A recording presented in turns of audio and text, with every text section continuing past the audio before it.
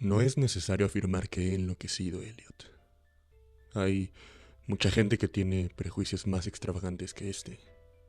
¿Por qué no te burlas del abuelo de Oliver, por ejemplo, que nunca se ha subido a un vehículo con motor? Si no puedo soportar ese maldito ferrocarril metropolitano es cosa mía. Y, por otra parte, hemos llegado mucho más rápido que si hubiéramos venido en taxi. De haber elegido el metro, habríamos tenido que subir a pie la colina de Park Street. Confieso que me encuentro más nervioso que el año pasado, cuando me viste. Pero no creo que sea razón suficiente como para que me recomiendes el asilo. El señor sabe bien que tengo vastos motivos para estar conmovido. Y creo que soy muy afortunado por haber conservado la lucidez hasta ahora. ¿Por qué el tercer grado? Antes no eras tan cruel.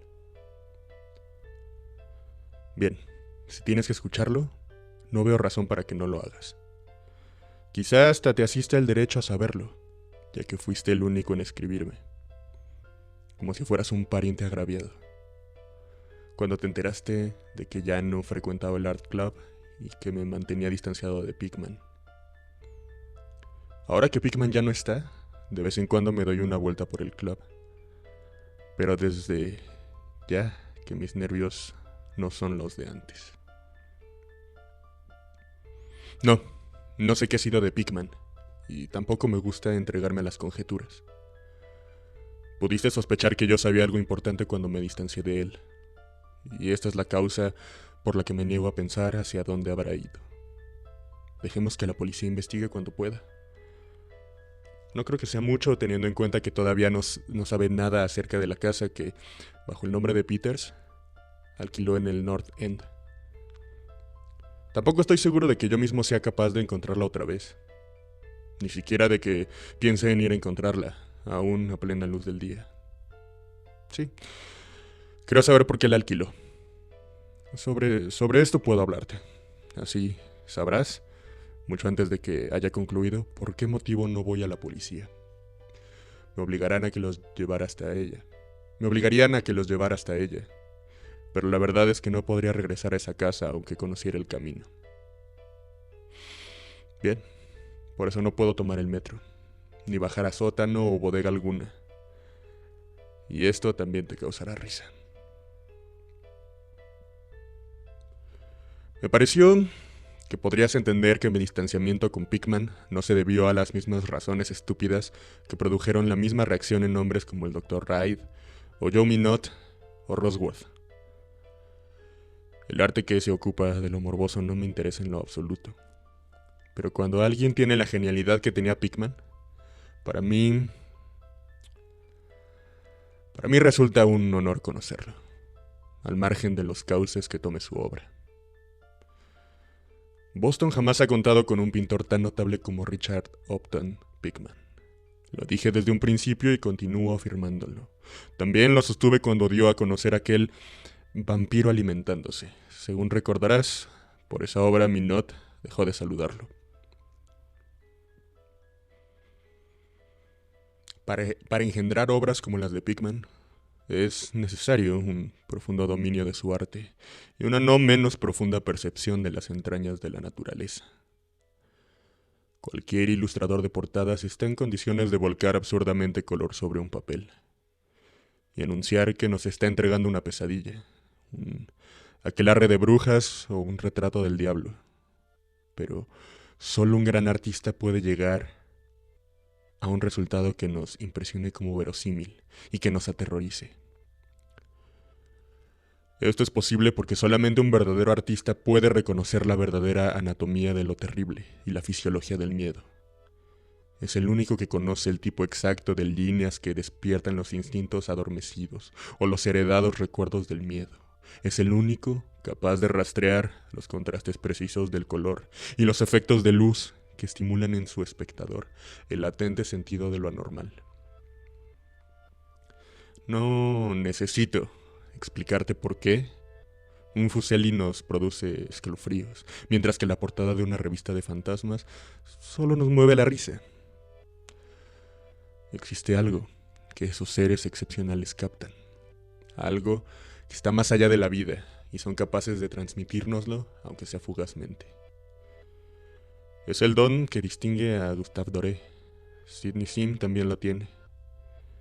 Angarola, de Chicago también, y Pickman lo poseía en grado superlativo, como nadie lo tuvo antes de él y como nadie, así lo quiere el Señor, volverá a tenerlo. No quiere saber qué es lo que esos hombres ven.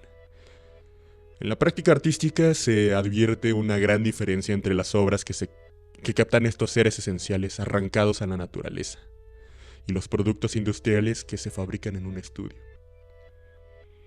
En suma, debería decir que el artista propiamente fantástico está dotado de un tipo de visión que lo faculta para percibir motivos genuinos de un mundo espectral. Por esto logra unos resultados que distan kilómetros de las melosas representaciones de sueños, así como las obras de un pintor vitalista toman distancia de los pastiches de alguien que ha aprendido a dibujar por correspondencia. Si alguna vez me hubiese sido permitido ver lo que Pickman vio, pero no. Mejor vayamos a beber un trago antes de enfrascarnos en este asunto. Por Dios, no estaría con vida si hubiera visto lo que ese hombre, si es que era un hombre, vio. Como recordarás, el fuerte de Pickman eran los rostros. Creo que nadie, desde Francisco Goya, ha puesto tanta intensidad en unos rasgos o en una expresión, y antes que Goya habría que buscar en los anónimos artistas medievales que crearon las gárgolas o las quimeras de Notre Dame, o el Mont Saint-Michel. Ellos creían en la realidad de las criaturas que plasmaban en sus obras. Y tal vez también veían esa clase de criaturas, sobre todo si se recuerda que la Edad Media tuvo algunas etapas muy curiosas. Recuerdo perfectamente que en cierta ocasión le preguntaste a Pickman dónde demonios conseguía tales ideas y visiones. La respuesta fue una por demás desagradable carcajada. Esa carcajada fue, casualmente, la razón por la que Reid se disgustó con él. Reid venía de graduarse en patología comparada y era un saco de grandes ideas sobre el significado biológico o evolutivo de cualquiera de los síntomas mentales o físicos imaginables. Su aversión a Pickman era cada vez más notoria y terminó prácticamente en miedo al pintor. Decía que la expresión de Pickman e incluso sus rasgos tomaban un derrotero progresivo que no le gustaba. Se desarrollaban en un sentido que no era humano. Si has mantenido correspondencia con Reid, supongo que le habrás dicho que su error consistió en dejar que los cuadros de Pickman operaran directamente sobre sus nervios o su imaginación. Fue lo que yo dije por aquel entonces. Puedes estar seguro de que no me distancié de Pickman por ninguna de estas cosas. Al contrario, mi admiración hacia el maestro fue creciendo, ya que no había duda alguna de que aquel vampiro alimentándose era una obra maestra. Como sabes, el club se negó a exhibirlo y el Museo de Bellas Artes ni siquiera lo aceptó como donación. Nadie tampoco quiso comprarlo. Así que el cuadro quedó arrumbado en casa de Pickman hasta que éste se marchó. Ahora está en manos de su padre, en la casa familiar de Salem. Bien sabes que Pickman es originario de la antigua Salem. Uno de sus antepasados fue quemado en 1692 por brujería. Me acostumbré a visitar a Pickman con alguna frecuencia, en especial después de que comencé a buscar material para la preparación de una monografía sobre el arte fantástico. Tal vez haya sido su propia obra la que me sugirió la idea. De todos modos, debo confesar que su obra fue una rica cantera de sugerencias y de datos para aquel propósito. Me facilitó el acceso a todos sus trabajos, a todos sus cuadros y dibujos que tenía con él, incluyendo algunos bocetos a tinta que hubieran significado su inmediata expulsión del club de haber caído ante los ojos de sus integrantes. En poco tiempo me había transformado en una especie de adepto que pasaba horas enteras pendiente de teorías artísticas y especulaciones filosóficas, tan desatinadas que por sí solas habrían justificado la internación de Pickman en el manicomio de Danvers.